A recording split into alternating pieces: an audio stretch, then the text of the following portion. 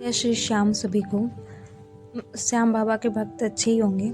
आइए जानते हैं आज की ये जो श्याम बाबा को इत्र चढ़ाया जाता है, ये इत्र क्यों चढ़ाया जाता है, क्योंकि इत्र चढ़ाने की परंपरा कैसे स्टार्ट हुई और इत्र क्यों चढ़ाया जाता है। क्योंकि सबको पता है खाटू श्याम बाबा को इत्र बहुत ही प्रिय है और किसी भी मंदिर में हम जाते हैं तो हम जब चढ़ावे का प्रसाद लेते हैं तो हमें जो दुकानदार होता है, शॉप कीपर होता है, वो हमें देता ही देता है इत्र है, क्योंकि खाटू श्याम बाबा को इत्र बहुत ही प्रिय है और इत्र चढ़ाया जाता है।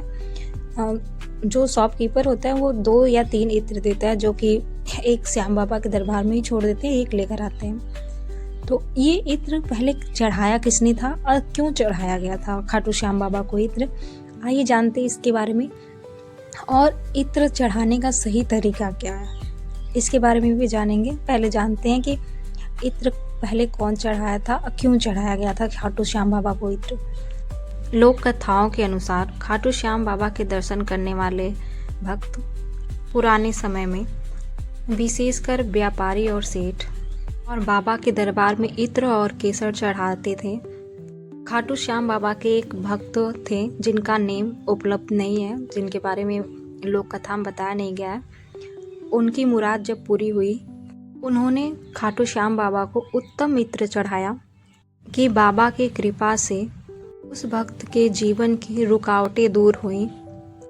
तब से श्रद्धालु कृतज्ञता के रूप में खाटू श्याम बाबा को इत्र अर्पित करने लगे। परंपरा धीरे धीरे सेवा और मान का रूप ले गई। खाटू श्याम बाबा को इत्र की बोतल चढ़ाने की विधि: स्नान करके स्वस्थ वस्त्र पहने। अगर आप खाटू दरबार जा रहे हैं, खाटू श्याम बाबा के दरबार में जा रहे हैं, तो वो तो आपको चढ़ावे में मिलता है, जो कि आपको जो चढ़ावा आप चढ़ाते हैं वो पंडित आपसे लेते हैं, चढ़ा के जो इत्र की बोतल है वो भी चढ़ाते हैं बाबा श्याम को, फिर आपको दे देते हैं। अगर हम घर पे इत्र की बोतल चढ़ा रहे हैं खाटू श्याम बाबा को इत्र, तो वो कैसे चढ़ाते हैं आइए जानते हैं इसके बारे में। पहले स्नान करके स्वच्छ हो जाओ, स्वच्छ कपड़े धारण कर लो। आप जैसे आप रोज खाटू श्याम बाबा की पूजा करते हो, वैसे ही आप खाटू श्याम बाबा की पूजा कर लो। दीपक धूप सारा कुछ जला के चढ़ावा चढ़ाने के बाद खाटू श्याम बाबा का ध्यान करके मन में संकल्प लें। इत्र की बोतल लेके दोनों हाथों में खाटू श्याम बाबा के चरण में अर्पित करें। साथ में ये भी बोले, हे बाबा, ये सुगंध आपको अर्पित है, मेरी श्रद्धा स्वीकार करें। और ओम श्री श्याम देवाय नमः का मंत्र का जाप करें कम से कम 11 या 21 बार। चाहे तो थोड़ा सा इत्र फूल पे या रुमाल पे लगा के अर्पित करें। आखिर खाटू श्याम बाबा को इत्र क्यों चढ़ाया जाता है? देव श्रृंगार में इत्र को सौंदर्य और प्रतीक माना जाता है।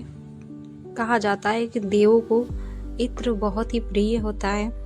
खाटू श्याम बाबा को इत्र इसलिए चढ़ाया जाता है कि जैसे ही इत्र की खुशबू फैलती है, उसी तरह भक्त की श्रद्धा चारों ओर फैलती है।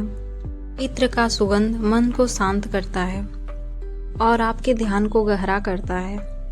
मान्यता है कि खाटू श्याम बाबा को इत्र बहुत ही प्रिय है, जिससे कि वो प्रसन्न भी होते हैं। और बहुत सारे भक्त होते हैं जो कि कोई भी अर्जी लगाते हैं या कोई भी मन्नत का धागा बांधते हैं, तो वो पहले ही बोलते हैं कि खाटू श्याम बाबा, मैं ये अर्जी लगा रही हूँ या लगा रहा हूँ, तो मैं आपको खाटू श्याम दरबार में आकर या अपने घर के मंदिर में आपको इत्र चढ़ाऊंगा। तो इसलिए भी इत्र चढ़ाया जाता है। और पता है कि पहले के जो देवी देवता थे, उनका जो इत्र था प्रिय था। देवताओं का जो इत्र होता है, श्रृंगार होता है, वो श्रृंगार में इत्र सबसे प्रिय होता है। कहा जाता है कि जो खाटू श्याम बाबा हैं, उनको पहले का राजा और देव माना जाता है, इसलिए उनको इत्र चढ़ाया जाता है। और पहले के जो व्यापारी थे, वो कोई भी काम करते थे तो बाबा को या इत्र चढ़ाते थे या केसर चढ़ाते थे खाटू श्याम दरबार में जाके। इसलिए इत्र की परंपरा शुरू हुई और खाटू श्याम बाबा को इत्र का जो चढ़ावा है वो प्रसाद के साथ ही, जब आप खाटू श्याम बाबा के प्रसाद लेते हो चढ़ावा चढ़ाने के लिए, तो उसमें आपको इत्र की बोतल जरूर मिलती है। 3 हो या 2 इत्र की मिलती है आपको। जो कि आपको खाटू श्याम बाबा के दरबार में चढ़ाना होता है। क्योंकि खाटू श्याम दरबार में तो हम दूर से ही दर्शन करते हैं, आप अपने से चढ़ावा नहीं चढ़ा सकते। तो आपका जो इत्र होता है पंडित जी चढ़ाते हैं और वो चढ़ावा चढ़ाने के बाद आपको वापस भी करते हैं। तो उसको आप अपने पास रख लीजिए और घर पे लेके आइए। जो कार्य हो उसमें लगाइए या रेगुलर लगाइए, आप कोई उसमें दिक्कत नहीं है। और लेकिन हाँ, उसको स्वच्छ जगह पे रखें, हो सके तो उसे अपने मंदिर में ही रखते। जब आप खाटू दरबार से आते हो ना, तो वो जो इत्र होता है तो वो आप मंदिर में ही रख दो, ज़रूरत नहीं उसको बाहर रखने की, क्योंकि बाहर रहता है तो कोई अशुद्ध हाथ से भी छू सकता है। मंदिर में रहता है तो हम किसी शुभ कार्य में जाते हैं या शुभ कार्य करने जाते हैं तभी हम उसको लगा सकते हैं, या रेगुलर हम जब पूजा करें तो थोड़ा सा लगा सकते हैं, और वो सुरक्षित भी रहता है मंदिर में।